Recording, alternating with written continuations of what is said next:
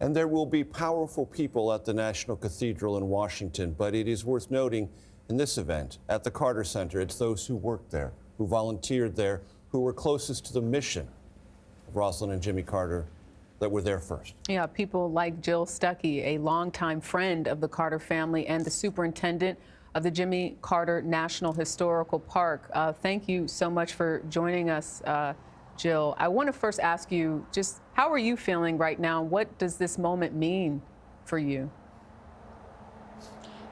Well, as I was listening to Bernstein's lovely prayer, I was just thinking that President Carter is finally reunited after a little over a year with his bride, and they're probably in heaven plotting and to figure out how to help other people in heaven, because that's what they've always done. That's what they will continue to do, I'm sure, in heaven.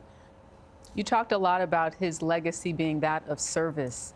And, you know, I don't think we can signpost that enough, because we just hadn't seen anything like that before. And because he did live so long, my generation, my parents' generation, my grandmother's generation were all able to experience him post-presidency and what he was able to do by walking the walk and talking the talk. Oh, definitely. They were the most, both, you know, and it's hard for me to talk about Jimmy without talking about Rosalynn. And they were both the most disciplined people I've ever met in my entire life. They ate right every day, they exercised every day, because they wanted to live as long as they possibly could to help as many people as they possibly could. And that's what they did. And Jill, talk to us about the arc of your relationship with the Carters. It has to begin someplace, and then it evolves over time. Walk us through that. Yeah, it started at Macon, Georgia, at their Cherry Blossom Festival. President Carter was the Grand Marshal, and my late husband was a good friend of the Carters. And I was dating him at the time, and he promised that I would get to meet them that day, and I did.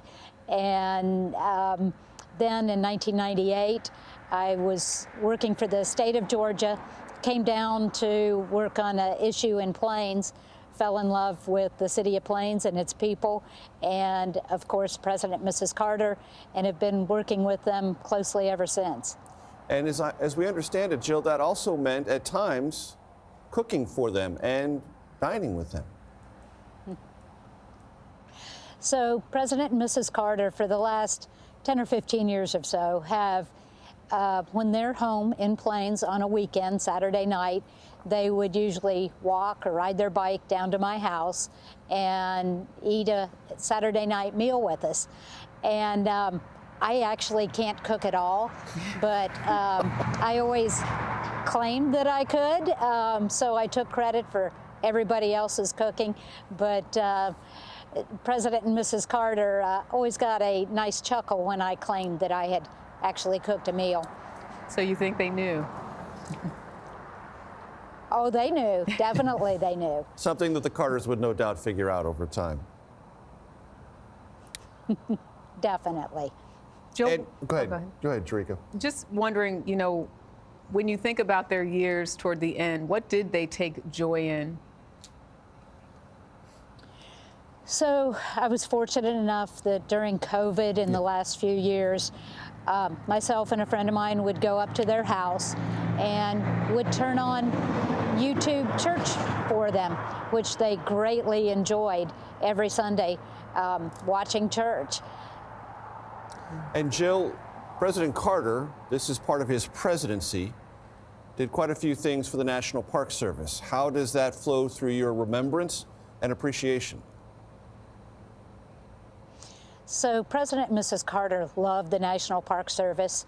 I'm the superintendent of Jimmy Carter National Historical Park, and they were extremely active in everything we did at the park. They were members of our Friends Board, and when we change anything at the park, or they had their finger in it, and we loved that we were the only park in the park system that had a living president and could guide us in what we were doing here at Jimmy Carter National Historical Park. Jill Stuckey, superintendent of the aforementioned Jimmy Carter National Historical Park and dear friend of the Carters, we thank you so much for your time and your perspective.